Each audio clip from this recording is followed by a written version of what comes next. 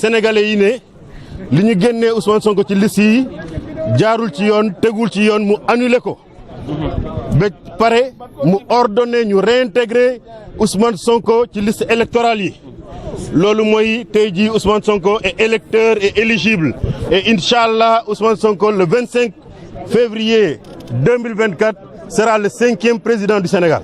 Alhamdulillah rabbil alamin. Avocat Maître Ciré Clédor Maître Abdoulaye Tall s'il vous plaît approchez-vous Maître Abdoulaye Tall voilà ñu ngi Maître Abdoulaye Tall nekk avocat aussi Ousmane Sonko Maître Abdoulaye Tall ñu ngi lay teewlu bu baax a baax ci antenne. Oui, je pense que la justice sénégalaise vient de prononcer son délibéré qui a été effectivement retenu ce matin, qui a demandé à ce que Ousmane Sonko soit rétabli dans ses droits en ordonnant la réintégration de Ousmane Sonko sur les listes électorales. C'est ce que nous avions demandé depuis Ziguinchor et la justice sénégalaise vient d'ordonner. Et je demanderai à l'État du Sénégal, notamment à la DGE, cette fois-ci d'essayer de sauver la face en respectant et en exécutant cette décision qui vient de tomber. Je rappelle que cette décision est exécutoire. Il n'y aura pas de recours.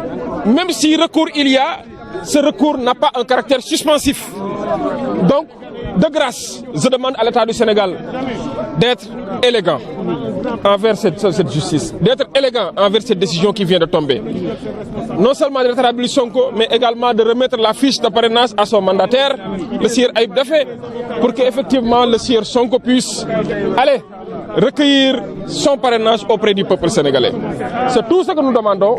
Aujourd'hui, c'est un grand jour et je pense que la démocratie sera en fête aujourd'hui. Je vous remercie. D'accord, Maître Ciré Clédor, s'il vous plaît. Donc, nous sommes aussi avec Maître Ciré Clédor en wolof. Maître Bamba Cissé ñëw na, Maître Ciré Clédor également. may ko mu ñëw oo. may ko mu ñëw may ko oo. Maa yéen a ngi gis noonu Maître. waaw may ko mu ñëw may ko mu ñëw. may ko mu ñëw may ko mu ñëw. D'accord, Maître ñu ngi lay nuyu en wolof s'il vous plaît lan lañ mën a jàpp si biir.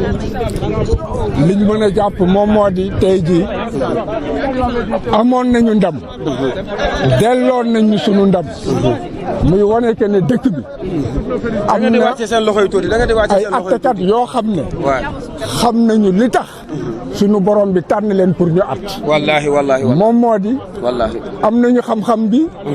am nañu fit bi. te it ñeme nañu wax dëgg. wallaahi wallaahi lii doonu lu ñu bett. wallaahi wallaahi dañoo ragaloon que ñu jaayaat ñu doole wante nañu xam ne que ab réew mënul dem fenn bu fekkee ne que justice bi dafay sooxe te tey jii dañu nekk ci un tournant boo xam ne que Sénégal dafay tegu ci raayu démocratie wala mu tegu ci raayu arbitraire dégg nga ak autoritarisme kon boog tey jii mun nañ wax ne que peuple sénégalais moom moo am ndam li avocat amu ko keneen amu ko ñaareel bi it moom moo di que addina bi kontante bi du yem rek ci ñun parce que addina bi yëpp xam nañ ne que tey jii Ousmane Sonko bu fekkee ne que bokkul ci élection yi loolu dafa wane ne que démocratie dee na fi te Sénégal la ñëpp jël mu mel ni jant ñu koy topp di ko roy kon boog alhamdulilah rabbil alamina dégg nga gàcce nga laama jërëjëf. Est-ce que réellement am na lu dese waa état du Sénégal. en français. yaakaar naa ne su fekkoon ne que ci làmb la dañuy naan galgal na ko dóor na ko ci suuf wante nag sëlëm baa ngi ci kanam. en français. Des mots en français s'il vous plaît. Vous venez d'emporter une victoire. Votre réaction, première réaction par rapport à ce verdict favorable. Bon, la réaction, elle est simple et elle est brève. Nous avons toujours eu le droit de notre côté. Et le Sénégal est un pays qui était sur la rampe de la démocratie. Une caste politique a voulu détruire non seulement l'état de droit, mais aussi la démocratie. Dans mon intervention d'avant-hier, j'avais dit que j'ai bon espoir que dans ce pays, il y a encore des hommes de valeur des magistrats courageux et honnêtes qui, en dehors de leur personne, ont aussi à cœur le destin du Sénégal, l'avenir de nos enfants et de nos petits-enfants, qui se battront pour l'état de droit et pour la démocratie. Le juge de Ziguinchor était dans cette lancée. Et ce qu'il a dit a été confirmé. Il ne peut pas y avoir un mensonge qui perdure. Et l'État du Sénégal était dans l'arbitraire et dans la violence sous toutes ses formes. Et l'instrumentalisation de la justice ne peut en fait réussir que s'il y a des magistrats qui manquent de courage ou des magistrats qui sont dans le carriérisme. Aujourd'hui, le juge de Ziguinchor a été confirmé. Et la décision d'aujourd'hui aurait dû être prise par la Cour suprême, qui a préféré refiler le bébé. Certainement que l'État du Sénégal, qui ne lâchera pas, fera un pourvoi en cassation. Et nous espérons que les chambres réunies, avec ces magistrats, relèveront haut la démocratie, l'état de droit, et que les Sénégalais pourront aller dans des élections libres, inclusives et transparentes. Il est temps que ce jeu s'arrête. Il est temps que l'on installe la paix dans ce pays. Une caste de personnes ne peut pas prendre en otage les Sénégalais et dévoyer ce qui a été une conquête de longues luttes et de luttes arrachées. Nous avons ici beaucoup de personnes qui sont décédées, qui ont donné leur vie, qui ont donné leur sang, qui ont donné leur sueur pour que nous atteignions un certain degré de démocratie. Et tout cela était sur le point d'être dévoyé. Mais heureusement, la justice est un pilier, c'est un équilibre dans une démocratie. Et on a voulu utiliser la justice pour dévoyer la démocratie. Mais la justice est encore dans la résistance. Et le peuple vaincra. Toutefois, toutefois, si l'État fait recours peut-être au verdict qui est posé aujourd'hui, est-ce que vous n'aurez pas un certain nombre de problèmes vis-à-vis du recours de l'État au fait à l'avenir? C'est le droit de l'État de faire un recours. Mais retenez que l'État a toujours été dans le mensonge. Et le mensonge ne peut pas, en fait, perdurer.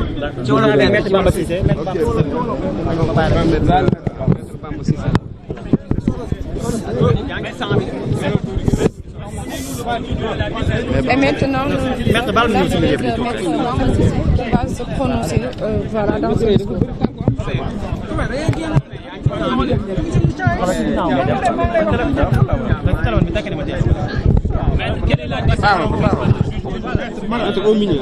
Le juge a simplement annulé la mesure de radiation qui est intervenue et qui avait été prise par l'État du Sénégal contre Ousmane Sonko. Et le juge a ordonné la réintégration d'Ousmane Sonko dans le fichier électoral. Nous remercions d'abord le peuple sénégalais, l'ensemble des patriotes au sens bien entendu large du terme, de ceux qui se sont mobilisés pour la justice, pour des élections inclusives et également pour le respect du droit de vote. Parce qu'au-delà de tout, il s'agissait de respecter un droit de vote. Les Sénégalais veulent voter pour un candidat de leur choix et choisir librement leur président, en vertu du droit des peuples à disposer d'eux-mêmes. Pour moi, c'est important. Le commentaire qu'on peut avoir de cette décision, il me semble être très simple. Pour moi, personne n'a gagné. Pour moi, c'est le peuple qui a gagné. Le peuple au sens large du terme, tout le monde a gagné. Pour moi, même les autres n'ont pas perdu. Et c'est pourquoi j'estime que cette décision est très bonne pour tout le monde.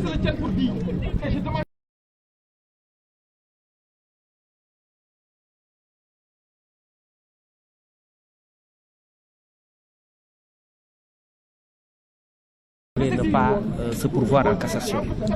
Parce qu'aujourd'hui, c'est le peuple qui a décidé.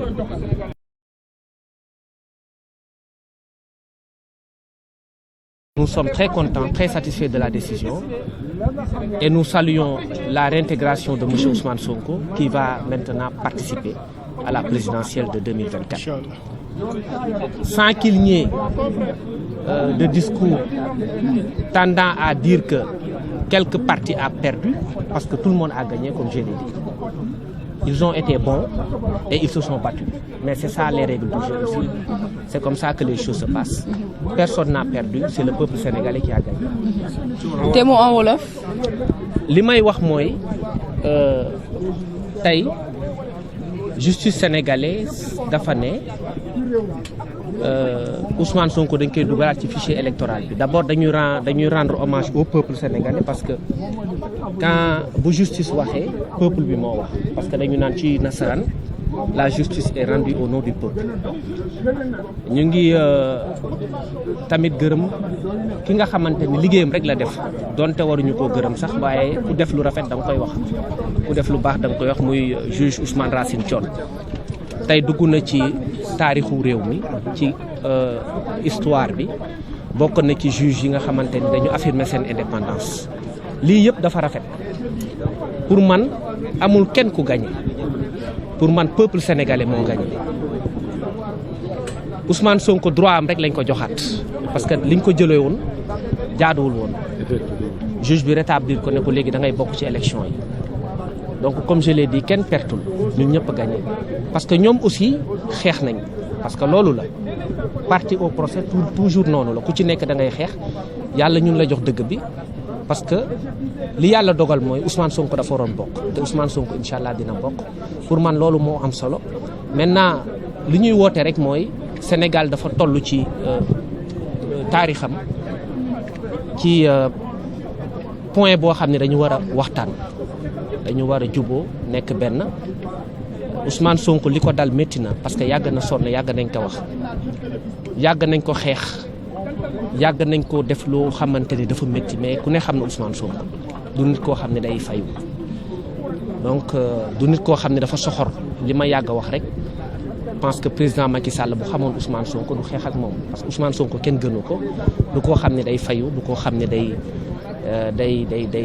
jàpp nit di ko sonal du koo xam ne day jàpp day jël nit ne doo bokk naa la jaay doole yooyu du Ousmane Sonko donc li am solo mooy tey peuple sénégalais moo triomphé peuple sénégalais moo am ndam donc ñu ngi gërëm peuple bi te li ñu doon ñaan yëpp yàlla nangu na ko tey mooy que Ousmane Sonko dina bokk ci élection yi incha allah. beneen affaire bi mooy état bi am na droit def pourvoi mais ñun dañ koy lancer un appel ne ko pour mu jarul pourvoi parce que du sax mënuñu ko sax parce que jeex na mbir mi moom naka jekk jeex na parce que li cour suprême waxoon loolu la juge bi rectifié donc point de cassation bi fàtt nañ ko ba pare donc jeex na amuñu benn chance pour man nañu dem ci kanam ñu ngi ñu joxe loxo ñu avancer après ñu organiser ay élections yoo xam ni fête lay doon parce que sénégalais yi loolu lañ xam. merci beaucoup. ma sànni ci macha allah.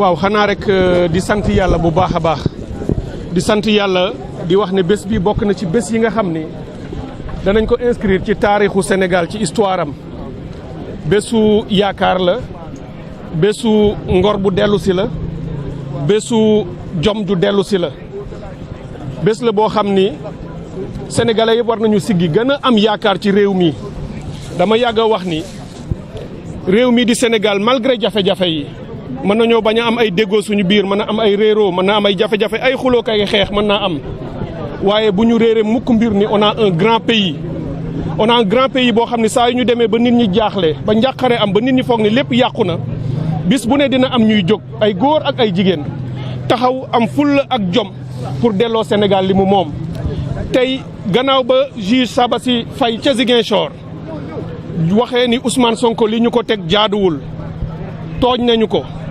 persécuté nañ ko bundu xataal nañ ko jéem nañ ko toroxal ba delloo si koon ay àqam ak yelleefam pour ñu dugalaat ko ci liste yi état bi bañ loolu dem cour suprême tey cour suprême yebal leen fii ñu ñëwaat ci Dakar ñu layoo ko fii juge bi tamit muy koo xam ne tey dugal na turam ci taarixu Sénégal ba joxaat na Ousmane Sonko dëgg ne nañu ko delloo ci liste électorale yi wax loolu nag mooy la ñu tegoon ci kawam lépp ba taxoon ñu génnee ko naax saay na du dëgg donc jox nañu Ousmane Sonko dëgg ci kaw état du Sénégal.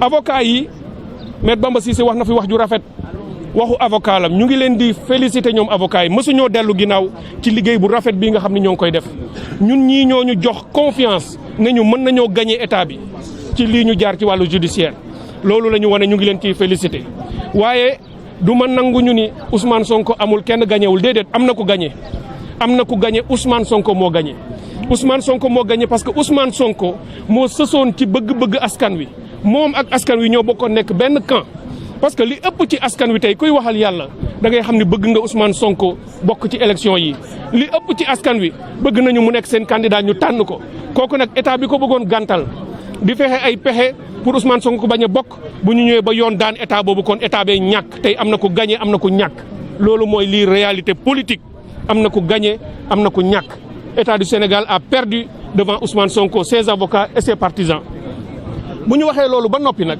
la ñuy doog a mën a wax lan mooy conséquence bi li ma dégg avocat bi wax rafetlu naa ko maa ngi ciy jaar di def appel au président Macky Sall boo jéemee jéem mu të nga fexe ay at di jéem a bundu xataal nit mu të dinañu fexe ba Ayib Daffé dem fa mu war a dem pour jëli ses fiches de parrainage nañu ko jox ngir yàlla pour la stabilité et la paix de ce pays pour ñu nangu li askan wi bëgg et réew mi bëgg ko ñu jox ko ñu nangu mu bokk ci élection présidentielle li ñuy ragal man Ousmane Sonko kenn gënu ma koo xam ci réew mi ci wàllu politique ak ci wàllu xamante ak ci wàllu xaritoo Ousmane Sonko du koy fayonte Ousmane Sonko du koy toroxal doomu aadama bu fekkee dañu ragal ni bu faloo dana leen toroxal wala dana leen tëj wala mu leen di def loo xam ne lii jaaduwul lépp lu yoon laaj nag ci réew mi ñu bind ko ni yoon ni lay doxee incha allah moom xam naa ni dina ko doxal bu soobee yàlla waaye di topp nit pour toroxal ko melul noonu nañu jàpp ni tey am nañu chance bu rëy a rëy fii ak ñaari weer ñu tegaat ci àddina bi loo xam ni turu Sénégal dina jóg ak raayaam ba faw maanaam képp koo xam ni war ngaa bokk ci élection yi à commençant par Ousmane Sonko ñu bàyyi ko mu ñëw bokk ci élection yi bu ko sénégalais yi tànnee mu passé pouvoir bi ak Macky Sall mu jox ko Macky Sall ñu gunge ko mu dem leneen la cay am loolu mbiru yoon la du mbiru kenn du Ousmane Sonko koy décider waaye bu boobaa Sénégal dana ci jóg taxaw may profité di wax président Macky Sall na jàpp lii aussi mu def ko leçon mu xam ne ñu jàpp ci kaso yi tëj leen ci ay prétextes yu fallacieux ci ay loo xam ne ni tegul ci yoon nañu leen bàyyi ñu génn ñu apaiser réew mi tey réew mi dafa soxla ku ko dajale réew mi dafa soxla ku bës xol yi ku defaat ba sénégalais retrouver waat autour de l'essentiel et autour de notre drapeau national donc moo tax ma koy ñaan mu jaar ci yoon woowu may am fierté di remercier ñëpp ñi nga xam ne mësuñoo dellu ginnaaw ci combat bi dañu yàgg am histoire yàgg am espoir ak espérance que dëgg dina mës a feeñ te tey loolu mooy cëppaandaw bi fii dëgg feeñ na jox na dëgg Ousmane Sonko ñu ngi sant di gërëm dem yaakaar ne dinañu continuer dans cette voie pour le triomphe de notre peuple inch'Allah. Je vous remercie. Eh bien, je voudrais dire seulement à la suite des brillants avocats qui ont parlé ici que c'est un grand jour, un jour glorieux, un de ces grands jours dont les Sénégalais ont le secret. Ce pays peut avoir des difficultés, c'est normal. Nous faisons face à énormément de défis et de dangers. Mais à chaque fois que nous sommes menacés, à chaque fois que nous sommes en doute et dans l'incertitude, le peuple, il y a toujours des franges de ce peuple, il y a toujours des Sénégalaises et des Sénégalais qui savent s'élever au-dessus de tout, qui savent prendre leurs responsabilités, aller dans le sens de la vérité et de l'histoire. C'est ce que nous avons constaté aujourd'hui dans ce tribunal. Vous avez vu que lorsque le délibéré, la décision du juge a été prononcée, comment les gens sénégalais ont réagi. Je suis sûr que ces cris de joie que vous avez entendus ici dans ce tribunal sont les mêmes cris qui ont fusé de partout dans le pays. Aujourd'hui, vous allez voir que ce pays, partout, la majorité des Sénégalais auront le cœur apaisé. Ils auront l'espoir qui renaissant. Ils vont comprendre que ce pays peut encore aller de l'avant. Nous félicitons ce juge qui n'a rien fait d'extraordinaire. Il n'a fait que dire le droit et juger selon son intime conviction devant la toute-puissance d'un État qui se croyait tout permis. Je ne parle même pas de l'État du Sénégal parce qu'il ne s'agissait pas d'un problème entre Ousmane Sonko et l'État du Sénégal. Il s'agissait d'un petit différend entre des gens qui aujourd'hui incarnent momentanément l'État du Sénégal, Macky Sall et son parti politique, et un acteur politique dont ils ne veulent rien entendre sur sa trajectoire, qu'ils veulent empêcher d'aller à une élection et dont ils veulent empêcher le destin de s'accomplir. C'est pour ça que la décision du juge est historique. Après son collègue Sabassi Faye à Ziguinchor, le voilà aujourd'hui qui a posé un acte d'avenir, un acte important qui va certainement changer le fil de l'histoire. Ce que je demande simplement au président Macky Sall, c'est qu'aujourd'hui, il est évident que Ousmane Sonko va être réintégré dans les listes électorales. Il faut qu'on remette à son mandataire ses fiches de parrainage. On a encore une dizaine de jours, un peu plus.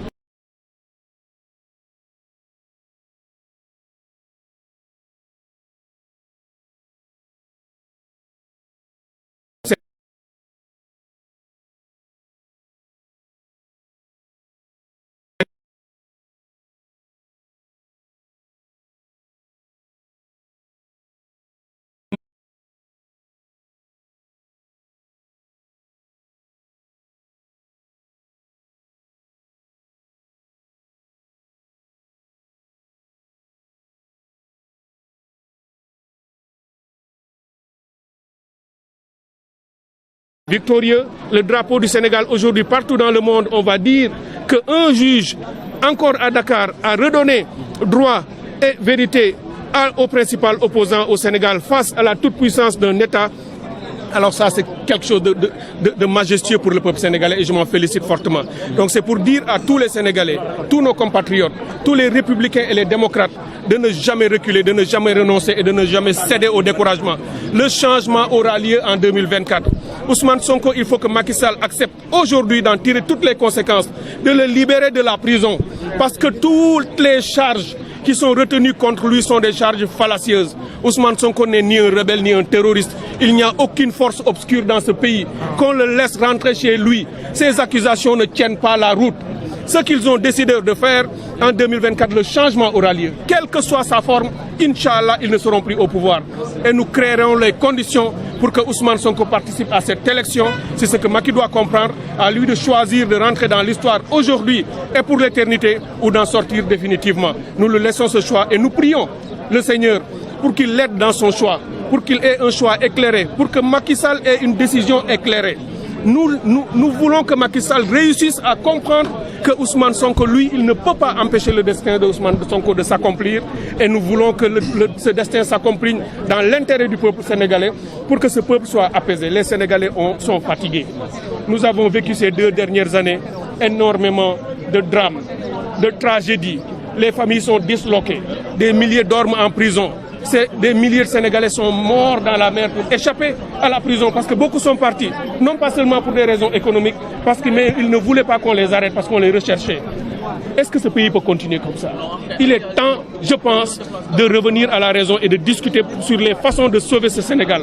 Macky Sall a une grande responsabilité. Il va partir dans 2 mois qu'il nous laisse un pays uni, un pays réhabilité, un pays démocratique et en paix pour que nous continuions sa construction. Je vous remercie. Je suis très ému aujourd'hui parce que cette victoire est très belle. Merci beaucoup. Merci à vous. Docteur. Merci.